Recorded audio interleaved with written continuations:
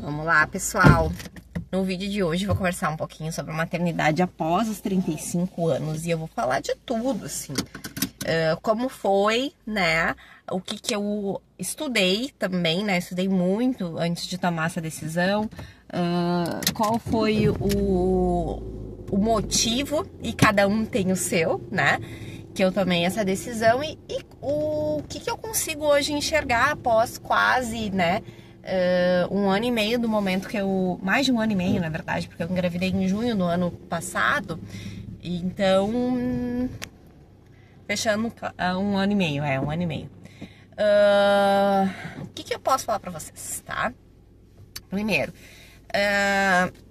foi uma escolha, tá? Eu poderia ter tido essa gestação um pouco antes, ou até bem antes, porque eu tive relacionamentos longos que me trouxeram essa possibilidade, mas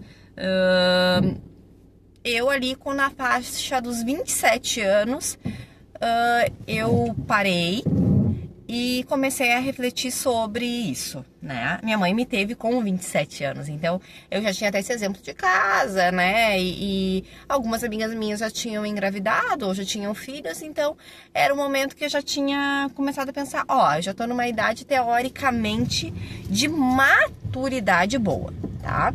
Isso é uma coisa que eu gosto de falar muito, assim, maturidade, gente, pode vir com qualquer idade. Agora, condições psicológicas e financeiras é outro tema, tá?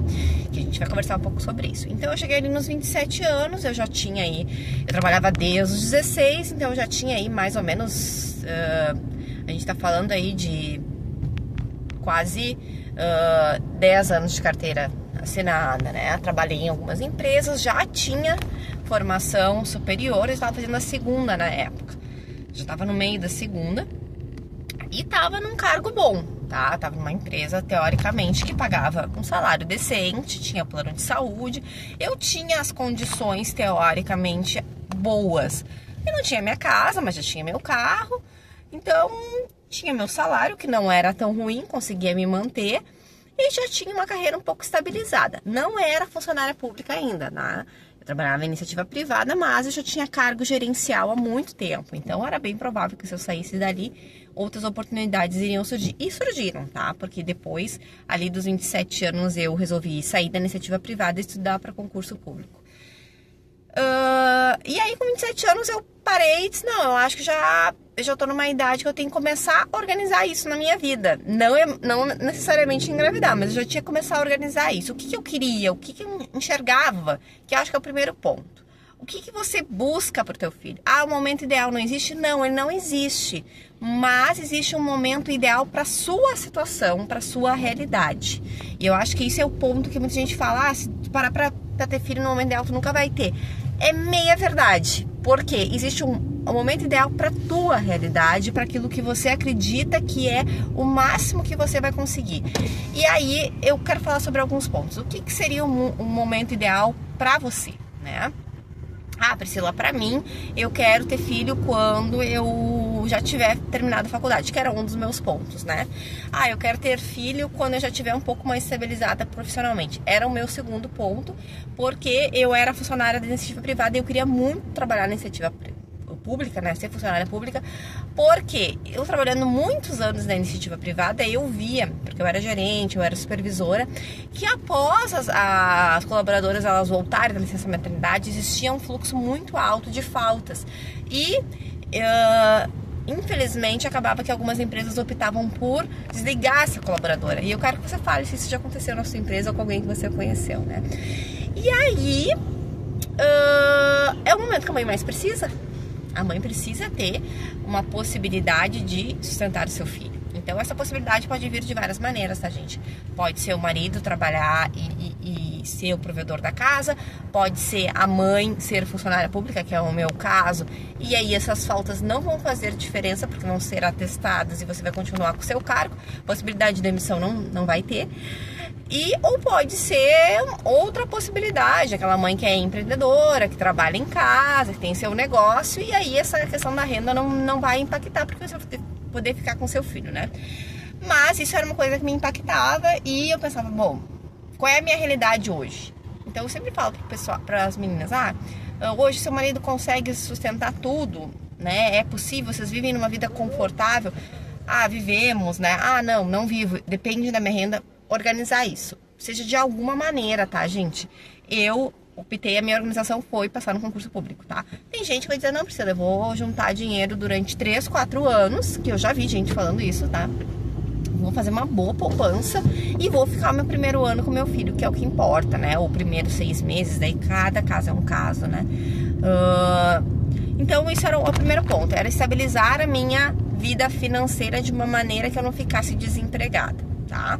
O segundo ponto era organizar bem o meu parto, né? Então, pra mim era muito importante, gente. Eu acho que isso é muito pessoal. Tem gente que tem ótimos partos no SUS e eu gosto da saúde pública, acho que funciona bem, mas teve gente que teve relatos muito fortes que eu não me sentia segura. Então, eu já tinha um plano de saúde, eu me organizei para pagar um plano complementar para ter a minha gestação com uma médica que eu queria, e ela só aceitava esse plano complementar. E tive algumas despesas ali, como a taxa de disponibilidade, que ainda é cobrado por alguns médicos, enfim. Então eu queria organizar isso da melhor maneira possível. E foi, tá, gente? Eu ganhei no hospital que eu queria, não na data que eu queria, porque a minha data de prevista de parto era dia 6 e dia 13, né? Então só poderia ter cesárea dia 13, eu queria dia 6, né? Mas eu consegui dia 13. Mas foi com a médica que eu queria, foi no local que eu queria e foi da maneira que eu queria. Né, meu plano de parto eu nem cheguei a fazer porque eu não precisei fazer, porque ele foi exatamente como eu queria. Isso me deixou uma segurança e eu não me arrependo de nada, gente. Eu gravei meu parto também, então foi uma coisa que eu queria. Outro ponto que daí quando eu falo que é muito importante é a rede de apoio. Eu não tive, tá, gente? Então, assim, isso é um pouco de arrependimento que eu tenho de ter tido o meu filho um pouco mais tarde, tá? Porque minha mãe teve um problema de saúde nos últimos 2 anos e meio, tá? Então ela começou a ter um problema sério na coluna, dificuldade de locomoção. Se eu tivesse tido meu filho talvez há 4, 5 anos atrás, minha mãe poderia ter sido a minha rede de apoio. Hoje ela não consegue ser. Então quando a gente olha, a gente tem que olhar esse cenário familiar. Eu preciso de uma rede de apoio, porque a tua rede de apoio pode ser, Priscila, eu tenho excelentes condições financeiras, eu vou ter uma babá. Ok, tudo certo. Problema nenhum. Priscila, eu tenho a minha sogra que vai me ajudar. Minha mãe não consegue, mas minha sogra vai me ajudar. Ou ao contrário, minha sogra não consegue, mas minha mãe vai me ajudar. Ou eu tenho uma irmã que vai me ajudar, né? Minha irmã vai me ajudar. Eu sou filha única, né? Daí vai depender da tua organização. É importante essa rede de apoio? Muito, tá? Eu falo porque eu não tive. Quem teve talvez vai dizer assim, sabe aquela coisa, aquilo que a gente não tem, ou aquilo que a gente tem, a gente não dá muito valor? É isso. Então, eu tive pessoas que tiveram rede de apoio e disseram, não fez tanta diferença. Mas fica sem ter pra te ver. Eu fiquei sem ter, né? Então, eu tive alguns amigos que me ajudaram raríssimas vezes, tá, gente? Eu tive aí dos 180 dias que eu fiquei com meu filho, eu tive visita na minha casa umas 6 vezes, tá? E visitas, eu digo assim, visita de ficar meio turno ou de ficar algumas poucas horas, né? E foi uma pessoa que ficou com meu filho ali pra eu tomar um banho mais demorado, né? Meu marido voltou a trabalhar com 1 mês, então eu não tive essa questão desse apoio. Posteriormente, né? Só quando ele chegava, então eu fiquei com o nenê ali dia e noite, né? Isso faz diferença. Então, essa organização também tem que ter. Priscila, eu não tenho rede de apoio, eu não tenho ninguém pra me ajudar. Você precisa trabalhar o psicológico e se organizar de uma melhor maneira. Como é que eu falo? Eu não fiz isso, tá? Depois eu me organizei pra algumas coisas e outras eu vejo que eu pequei, né? Seria muito importante hoje se eu tivesse tido uma organização financeira pra ter uma diarista a cada 15 dias. Ia me ajudar bastante. Eu até chamei algumas vezes, mas não a cada 15 dias. E isso foi bem complicado, tá? Me fez bastante diferença. Outra coisa, a questão da alimentação. Algumas vezes eu pedi marmita congelada, tá? Isso me ajudou muito também. Mas o preço é alto, né, gente? Assim, tem marmitas aqui que a gente paga 18, 20 reais, 400 gramas, não dá pra uma refeição para 2 pessoas, por exemplo, né? Então daí se tu colocar para 2 pessoas, a gente vai estar falando aí de quase 40 reais por dia. Coloca isso por 30 dias, vezes 2, porque seriam, né, a gente tá falando de R$2.600, é muito dinheiro, não tinha condições. Então eu comprava uma quantidade ali, 10, 15, 20, eu já cheguei a comprar no mês. Pra quê? Pra quebrar um galho, né? Então, Pri, mas daria pra te congelar? Gente, até daria, tá? Mas eu não tive espaço no freezer, assim, suficiente pra... Até algumas eu fiz, tá? Pra fazer toda semana e nem, às vezes, nem tempo, tá, gente? Às vezes não dá. Daí tu acaba fazendo pra uma coisa mais congelada, pega uma lasanha, faz uma salada e é o que tem, né? Mas o que eu falo, além de tudo isso? Falei da rede de apoio, falei sobre a organização financeira. Eu falo que uma gravidez um pouco mais tardia, tu não tem um aspecto muito importante que se chama disposição. Eu me senti muito cansada. Hoje, assim, às vezes eu vejo meu filho tem um pique que eu não consigo acompanhar, gente. Não acompanho como eu gostaria, né? Então eu vejo a Priscila de 6 anos atrás, de 5 anos atrás, era uma Priscila bem mais disposta, né? Que hoje é um pouco mais indisposta. Mesmo sendo uma pessoa que faz exercício, eu vejo pelas minhas amigas, o pessoal que malha, que tem uma rotina, é um pouco mais fácil, tá? Se você é dessa rotina, continue sendo. Eu não era, fiquei um tempo fazendo exercício físico, mas eu sempre tive uma rotina muito agitada. Eu trabalhei muitos turnos, então eu sempre fui uma pessoa muito ativa. Mas hoje ele me dá um baile. Então a disposição é uma coisa que a gente tem que pensar muito, né? Eu, por exemplo, não penso em ter um segundo filho, até por causa disso. Meu Deus, imagina se eu tiver com 40 anos, se já com 36, 37, já tô com pouca disposição, imagina com 40, com 50, né?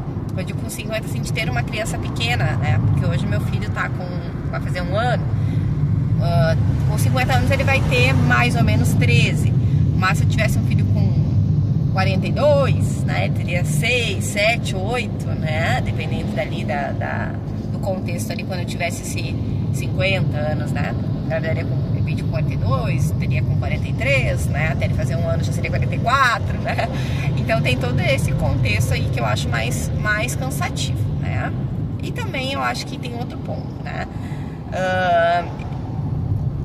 quanto mais tarde você tiver teu filho, isso a gente só pensa depois, né? Menos momentos você vai ter com ele, né?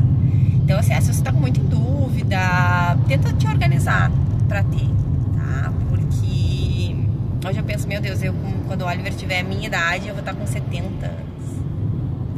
Já vou estar velha, né? Pra auxiliar ele, por exemplo, se ele quiser ter um filho com 35 anos, eu já vou estar numa idade complicada, né? Já vai ser difícil, né?